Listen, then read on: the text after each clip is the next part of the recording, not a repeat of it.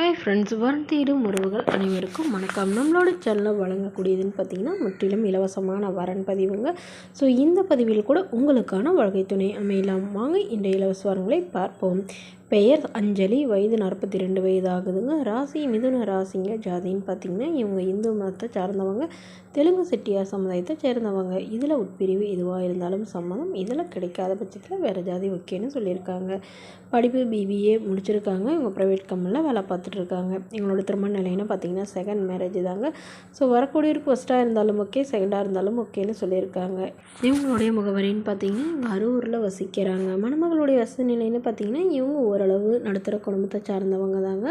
சொந்த வீடு நிலம் இருக்கிறதா சொல்லியிருக்காங்க. உடன் பிறந்தவங்க 2 அக்காங்க. அவங்களுக்கெல்லாம் திருமணம் ஆயிடுச்சு. ஸோ இவங்களுடைய அப்பாவோட வசதி நிலைன்னு பார்த்திங்கன்னா ஓரளவு ஒரு 5 ஏக்கர் நிலம் இருக்கிறதா சொல்லியிருக்காங்க. இவங்களுடைய அப்பா வந்து கவர்மெண்ட் ஜாபில் இருக்கிறதா சொல்லியிருக்காங்க. 3 பொண்ணுங்களுக்குமே வந்து 25,000 நகை போட்டு கல்யாணம் பண்ணி கொடுத்ததாக வந்து சொல்லியிருக்காங்க. பட் இவங்களுக்கு திருமணமாகி குறுகிய காலத்திலே வந்து விவாகரத்தும் ஆயிடுச்சுங்க. ஸோ அம்மா அப்பா வீட்டில் தான் வசிக்கிறாங்க. ஸோ இவங்க முடிஞ்சளவு வந்து வீட்டோட மணமகனாக வந்தால் பெட்டராக இருக்கும்னு இவங்க எதிர்பார்க்குறாங்க.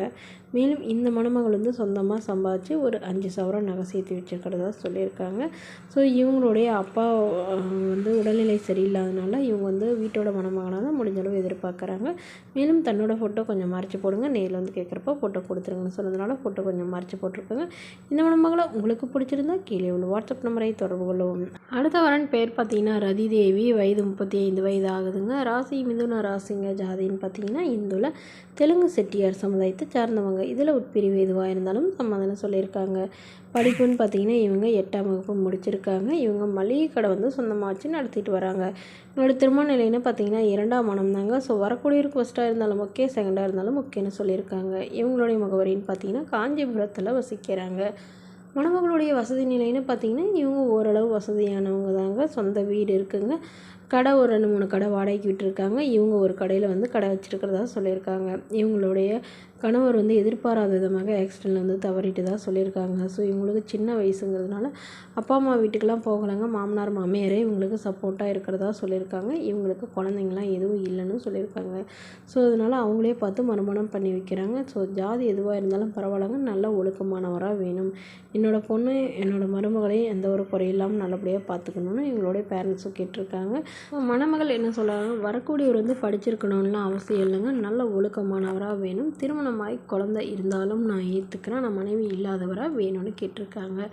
ஸோ இந்த மணமகள் தன்னோட ஃபோட்டோ கொஞ்சம் மறைச்சி போடுங்கன்னு கேட்டதுனால ஃபோட்டோ கொஞ்சம் மறைச்சி போட்டிருக்காங்க. இந்த மணமகளை உங்களுக்கு பிடிச்சிருந்தா கீழே உள்ள வாட்ஸ்அப் நம்பருக்கு உங்களுடைய முழு விவரங்களையும் எங்களுக்கு சென்ட் பண்ணுங்கள். நாங்கள் இந்த மணமகள் வீட்டாருக்கு அனுப்பி வைத்து இவங்களுக்கு ஓகேங்கிற பட்சத்தில் மணமகள் வீட்டாரின் ஃபோன் நம்பர் இலவசமாக வழங்கப்படுங்க.